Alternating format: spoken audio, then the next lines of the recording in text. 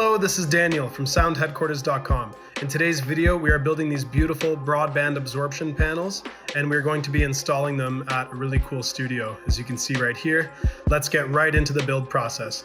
So we're starting off with 5/8 inch thick plywood. This is just standard ply. You can use a fancier ply if you like, or a thicker ply.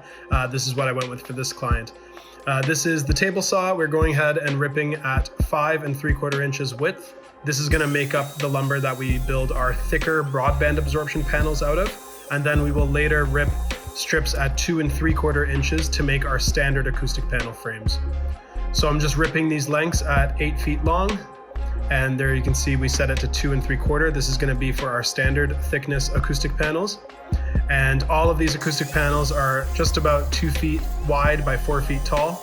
And I'll tell you the exact measurements as we get into cutting these ripped lengths to size to build our frames. So here's the chop saw. We're going to be cutting those ripped strips to length now. So for the standard acoustic panels, we're going to cut one length at 49 1/4 inches. That's going to account for 2 layers of 5/8 inch plywood, making up 1 1/4 inches. So just a little bit more than 4 feet. And then our width sections are going to be just a 1/16 inch less than 2 feet. So 23 15/16. That's going to give us a nice snug interior dimension of the frame. So that way the acoustic insulation that is a true 2 feet by 4 feet fits snugly inside the acoustic panel frame. And right there, I'm just cutting the cleats, which you'll see after. I'm cutting those to 18 inches. That's what these panels are going to mount to on the wall. So now I'm just getting the thicker panels cut. These dimensions are the same. So 49 1/4 inches and just under 24 inches, 23 15/16. Now you can see I've put the table saw on a 45-degree bevel. This is going to give us the bevel that we need to create the French cleat system. So one side of the cleat is built in to the back side of the panel, and the other side of the cleat just screws into the wall, and then the panel will hang on to that. So once we have all of our pieces cut, we can go ahead and assemble the panel frames. So we're going to be using 18-inch brad nails and wood glue. So you can see there, the first one I'm doing is that 45-degree cleat, which you can see at the back there. And I'm putting the top of the panel frame, gluing and nailing. And I'm just using a scrap piece of wood there to act as a support for while I'm nailing. And you can see that makes up the top and bottom of our frame.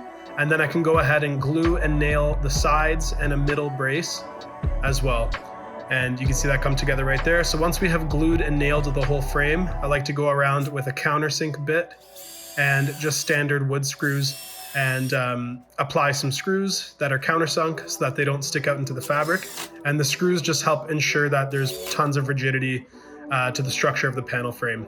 The nails and the glue alone would do the trick, but the screws is just a nice insurance. And it's always better to build these beefier than they need to be so that they last forever. So now we're doing the standard width or depth acoustic panels here at the 2 3/4 inch width. And the exact same process. You make the top of the panel has one cleat on the bottom with the 45-degree bevel, and then the bottom of the panel just has 2 of the standard pieces. So there you can see all of the panel frames assembled. We're doing 6 standard acoustic panels for this client and 4 of the thicker, more broadband style absorption panels. So now the next step, I just go around with a sanding sponge and just to get any of the rough marks and strips off of it. And then I go ahead and staple in some fabric on the rear side of the panel from the inside. I'm just using yard fabric like you would use to control weeds. I just bought it at Home Depot or Rona, Lowe's, depending on where you are. And that works fine for containing the insulation.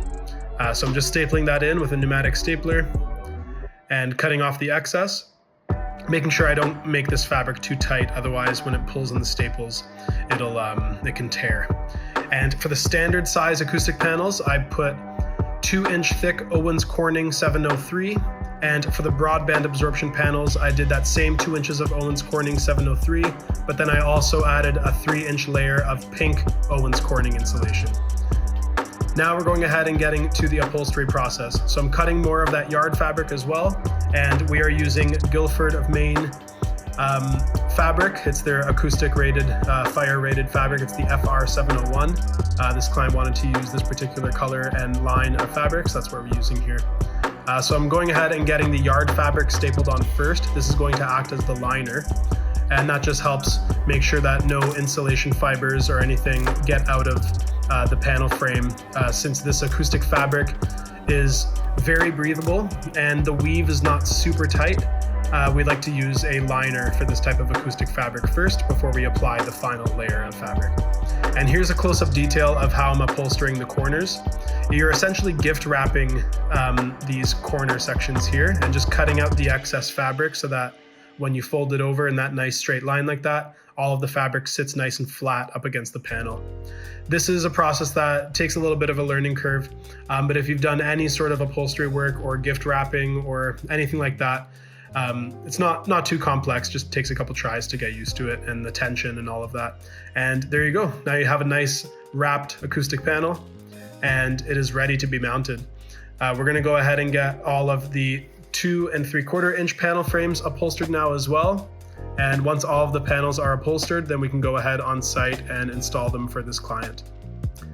So once again, the liner fabric first, cutting off all the excess there, and then the final layer of acoustic fabric and folding over those edges nice and neat, cutting out the excess, and there's the look of the standard thickness acoustic panels. And we're gonna get right into the installation here. Here is Mana Music in the Toronto area. Their contractors did a really good job of preparing this room, and we're ready. We have a nice clean slate for us to go and install these panels. And this is just phase 1 of this job. In the future, they're gonna be adding some additional panels and additional clouds and all that. They just needed some wall panels and some absorption to get up and running right away. So that's where we come in, and that's what we're doing right here.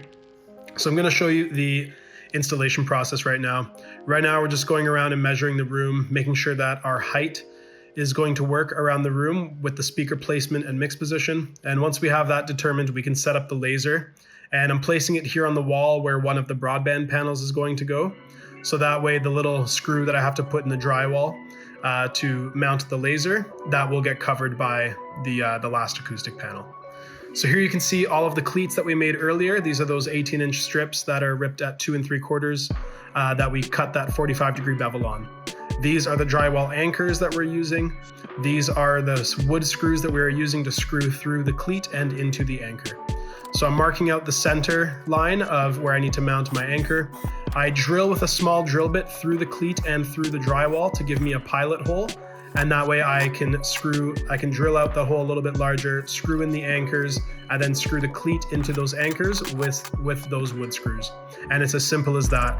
Then you can just simply place the panel right on top, and that's it. We're just going ahead using our laser here to make sure that we're all nice and straight and level, and it's that simple. So we're repeating that process all the way around the room.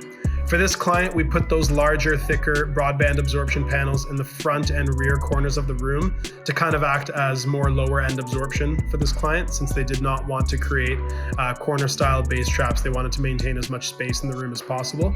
So we did these more Broadband style absorptions that they have thicker absorption panels in the corners of the room where it's most critical. And now for these left and side wall first reflection points, we are mounting our standard thickness acoustic panels. And that exact same process. I'm doing 3 anchors per cleat. And this particular build, the contractors did with 2 layers of 5/8 drywall and a layer of Sonopan. So we didn't really have the thickness or need to hit any stud. Those drywall anchors are plenty strong in 2 layers of 5/8 drywall by themselves.